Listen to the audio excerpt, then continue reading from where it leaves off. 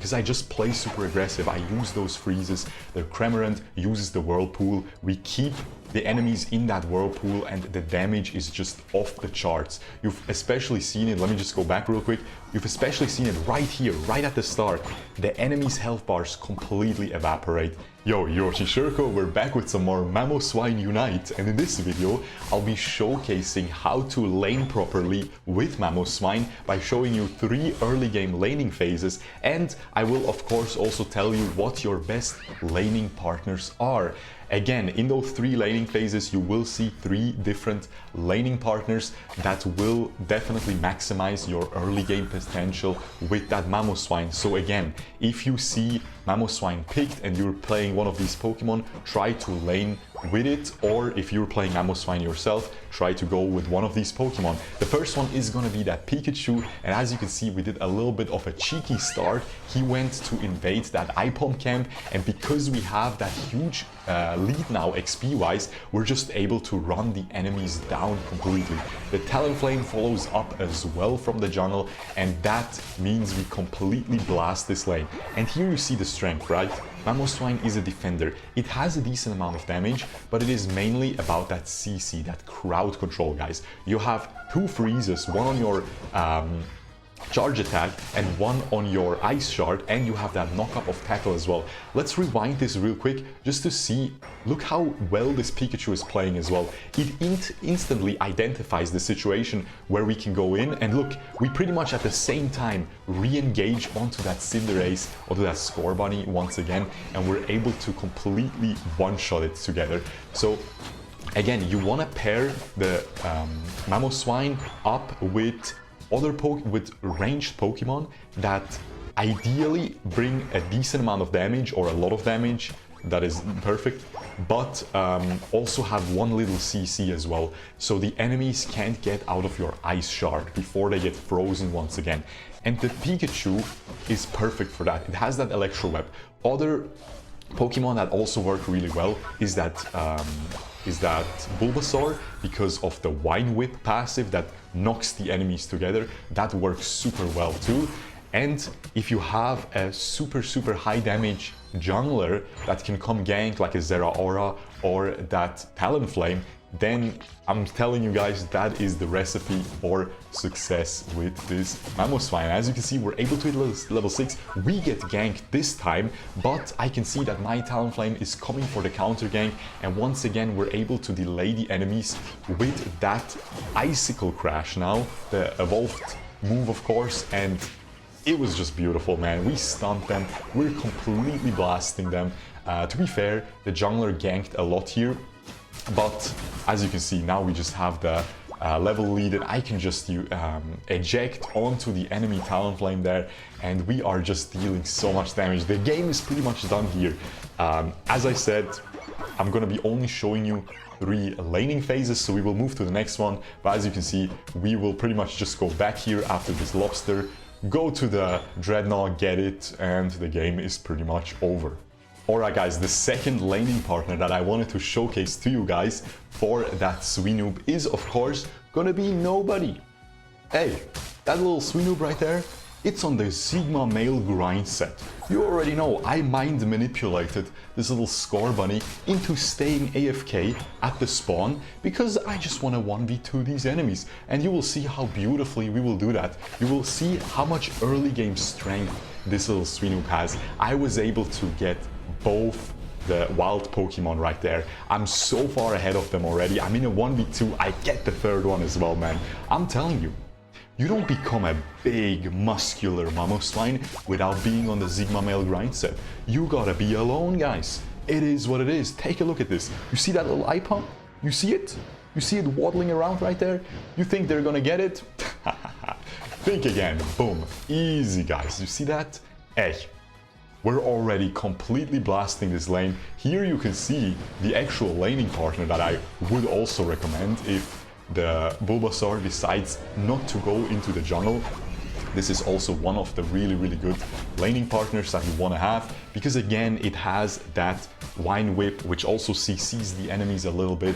Also you can keep the enemies in that Razor Leaf as well, which works really well. As you can see, the laning phase, you know, I'm happy with how it went.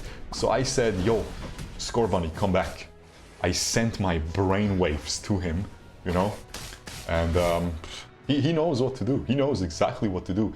But anyway, as you can see, once again, we're killing the laning phase. Here, I get the last hit on that Ipom once again, and that makes me level up, so I turn invulnerable, so the Absol can't kill me.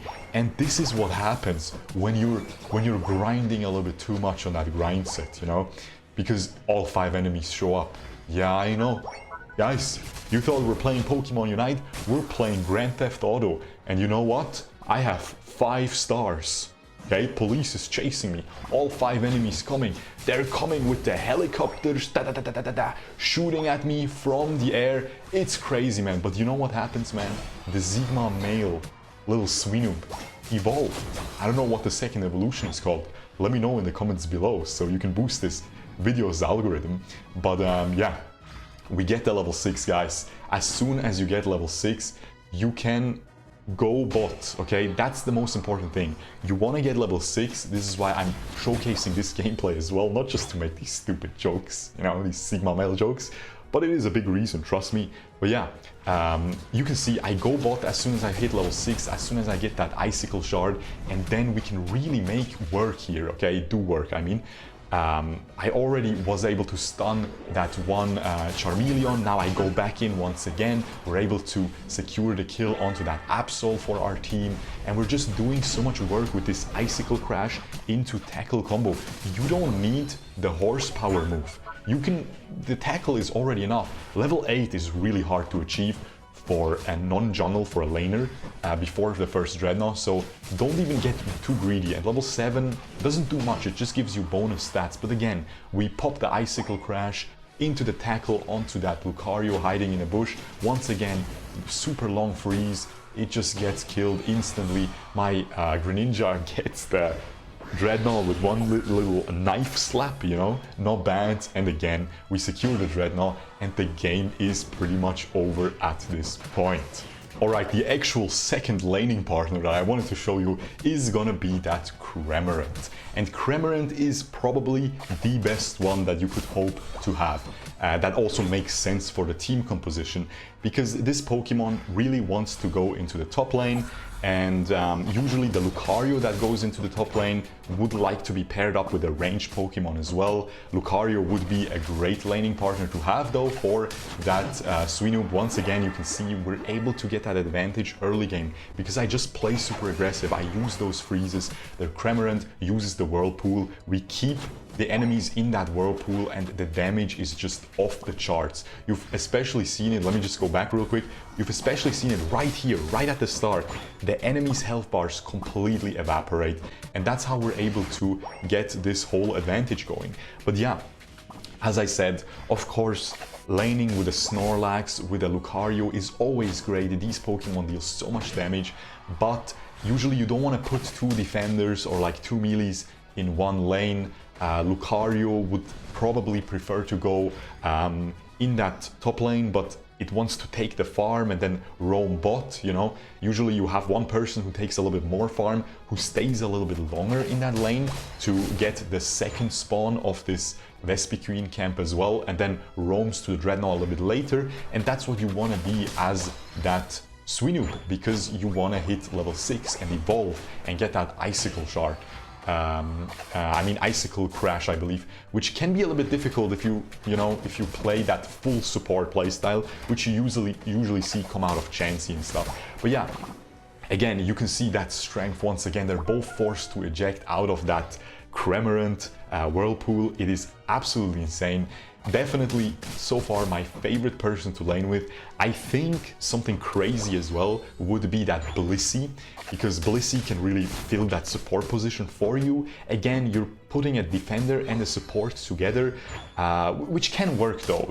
We've seen in esports, I believe they run, like an example would be Blastoise and a Blissey together. That can work really well, or Blastoise and maybe a Jigglypuff as well. So I feel like Blissey could be a really good teammate as well with the Swinub, because it gives you bonus attack speed with the helping hand, and you are then able to freeze the enemies more often with those charged attacks. So again, there's lots of different combinations, man, but so far the favorite ones that I've had that are plausible in solo queue, because again, people don't think competitively in solo queue. They think according to the usual stuff that they're used to from League of Legends, from other MOBAs, where you usually put a tank or a support with a ranged damage dealer. And out of these, you know, that Cremerant is gonna work much better, that Pikachu is gonna work much better than something like a Score Bunny, who has a decent amount of damage, but again, doesn't bring that little extra CC to the table, which can really help you hit that icicle, that ice shard, and freeze the enemies even more. And just take a look at this little Cremerant, man. I went back because I'm trying to tell it as well. Go back, we need to go to the Dreadnought, it's fine, let him score. But he stays, and he completely outplays him, taking both berries, surviving with like 1 HP, absolutely mental. And again, my team already was victorious in the fight before I even arrived, and the game is once again pretty much over. We won the lane, we go bot to that Dreadnought, and it is beautiful. And again, I really recommend you guys to stay in that, to try to go to the top lane. You can also lane bot.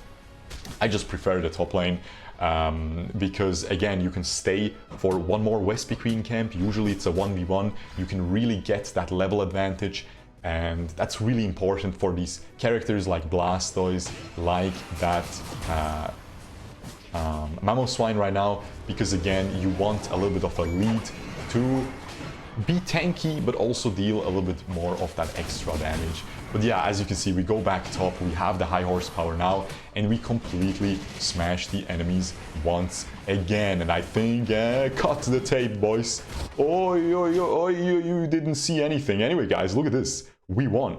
That was crazy, bro. Look at all these victories. No way, no shoddy, mate. Solo queue. All of it is solo queue, guys. You see that? It's crazy, guys. What was the damage, though? Look, see, my damage was... cut the tape, guys. Look at all these victories. I'm a killer, man. Hey, hope you enjoyed this video. Let me know if this helped you. Let me know if you like these kind of videos, if you want me to make them for more other Pokemon. Maybe suggest some of the ones you really want to see, that you have trouble laning with. But yeah, anyway, with that being said, subscribe, ring the notification bell, and I will see you guys in the next video. Peace!